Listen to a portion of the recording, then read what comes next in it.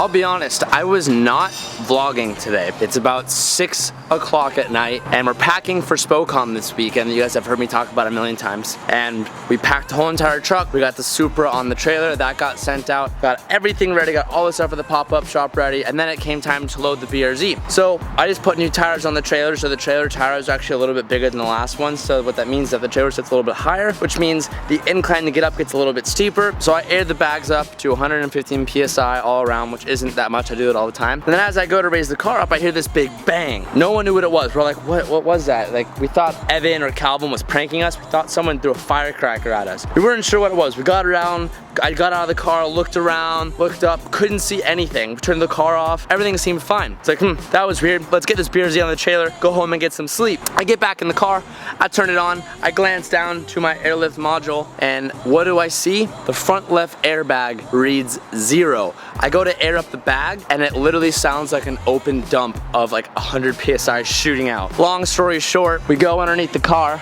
we check the bag pressure. The front left bag is completely flat. The bag popped.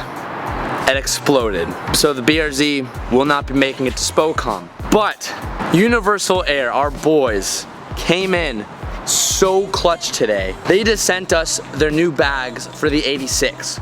There's some primo nice bags. We're super amped on it. This is why I decided to start vlogging today, to share this experience of what just went down. We're gonna do a whole new bag install, 6 o'clock at night. Granted, we leave in 8 hours for San Francisco, leaving middle of the night. Calvin's gonna install his new Universal Air struts in his car, and then when he takes out his old airlift struts, we're gonna get those struts or his front left strut and throw it in Miley for the time being until my new bags get in. I don't know how this happened, but TJ's strut ended up fully cambered. When you fully camber the top hat of the airlift strut, this bolt, oh look at that little spotlight through the hole. Yeah, I know. This bolt, holding a bracket in on the other side, interferes with your bag when you air out and go cycle. And it will 100% pop your bag every time. It's funny how it took literally like a year and a half. I've never had that issue. I've always heard of the issue, but I've never personally had it myself. Exactly, but now you know. I mean, with any bag,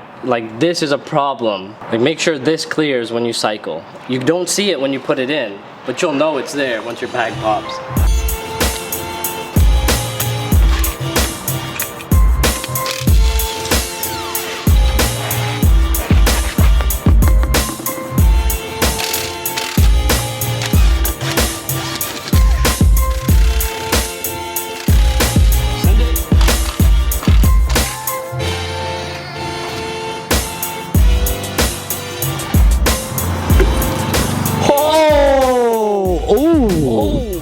Ooh. Where did that one come from? Ooh. Ooh, you could see it on the screw. Ooh. Ooh. Oh, not good. Don't do that. No. Now that scares me for the other side, because now I know that other side must be worn in. Oh, it's bad. All right, so I'm adjusting Calvin's coil to where mine was set. Were you a mason worker? Just a little woodpeck, little 1, 2, 3, Cal. That's all you gotta do. Just a little 1, 2, baby. A splooge. Oh, there's splooge me. A little splooge. Just a little. When doing roadside assistance, splooge is required. Oh, dude, too much bead. That's too much bead. Just a good bead. You're laying bead in my bead. Yeah, just a good bead. I'm gonna be taking out the bolt that popped that bag. I'm actually gonna cut it down to size so that it doesn't overhang at all into the wheel well. Hopefully we can divert this issue from ever happening ever again. 12 seconds later. All right, so I just shaved down that bolt, made it flush with the rest of the inside of the wheel well. Now we're gonna piece everything back together and we should be good to go.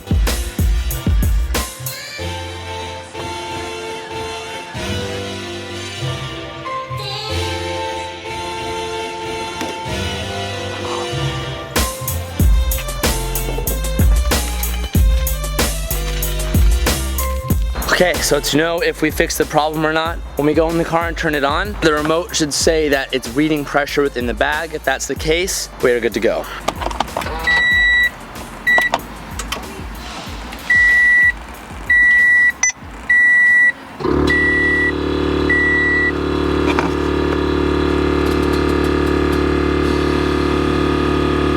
Yeah.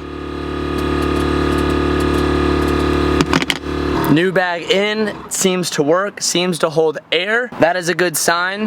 Now we're gonna turn the car on, let it run, fill it up, and get this car in the trailer. 2 hours later. We've made it, but the next issue is how do you get out of the car without leaving the windows open? In the race car, I don't have any windows on it, so when I need to get in and out of it, it's easy. I just call it the window. With this car, we are not gonna do that, and you can't open the door because the wheel guards are in the way. So what we've done is we're using Calvin as a tool here. Good luck. Oh, see ya. Mission impossible, babe. Oop, oop.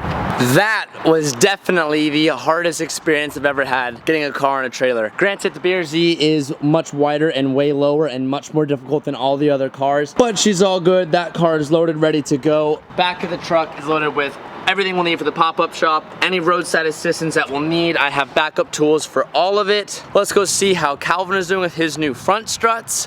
I am very jealous of those bad boys. These new universal struts should actually allow the car to have much more travel. So whereas airlift bags, let's just say you get 3 inches of travel, I'm just making a number up. With these universal airbags, you should get maybe 4.25 inches of travel, which when it comes to bags, is a great feature because it allows you to get just that much higher in case you need it. And there's been plenty of times where I'm at full air and it's not enough. And with these struts, Cal should have that much more clearance to go over anything he wants. And I know we didn't show the process. Don't worry about that because when we get back, we have great memes for these bags. This is not the final product because I'm not gonna even put the back in. I'm just trying to get my car to the show. So because we took Calvin's front left strut, he's literally gonna be running airlift struts in the back and the universal in the front just for the time being, because Calvin's actually leaving early in the morning as well to go to the road trip. So Calvin's BRZ needs to be able to move. I thought it was a whole bunch of malarkey when TJ was like, oh, you got so much suspension travel. I aired out, and that's what it normally used to be. Aired out all the way down. But if I air up, dude, it's insane. Show us what we got. Look how much what do we got, Cal? travel there is. We were fucking laughing so much. Oh my gosh. What? What? Oh, what? Dude.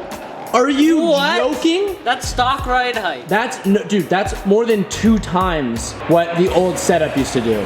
Oh. 2 times. 2 times, dude. That's crazy. You were like, oh, you're gonna get a significant amount more, like 4 inches. Dude, that's next level. That's crazy. That's insane. Oh my God. Like, I'm so excited for that now. When I get that in the BRZ, dude, I'll never have to worry about anything. Look at that. And then, oh my God. How can you not want air? I don't understand. Yeah, exactly. I don't understand, dude. Like, that makes me so, like, genuinely happy. all of you static people, I get it. Like, get the prop. It's good, cool. That driveway, that's just that one driveway that you can't get over, I can make it. And for those who are like, oh, airbags ride like shit. No, they don't. I encourage you to drive anything of modern technology. And you are fooling yourself by saying that. And those who say, oh, it's not gonna handle as good as my coilovers. Are you racing on the street, bro? The only point where I can see that argument maybe having some validity is if you're on the track and you are such a good driver that the only thing holding you back from getting a better lap time is your suspension setup. Which, unless you're Mario Andretti, I don't see you having that problem, man. I'm excited for mine. This is why you get bags. Funny meme because the title of the video is why you shouldn't get air. But this is why you get air. Alright guys, we have to be back at the shop in about 5.5 hours to make our 8-hour drive up to San Francisco to see you guys at Spocom. So I'm gonna bring this one to a close. Thank you so much for watching today's video. If you haven't already, hit that subscribe button and give this video a fat thumbs up. We will see you in the next one. Peace out and keep moving forward.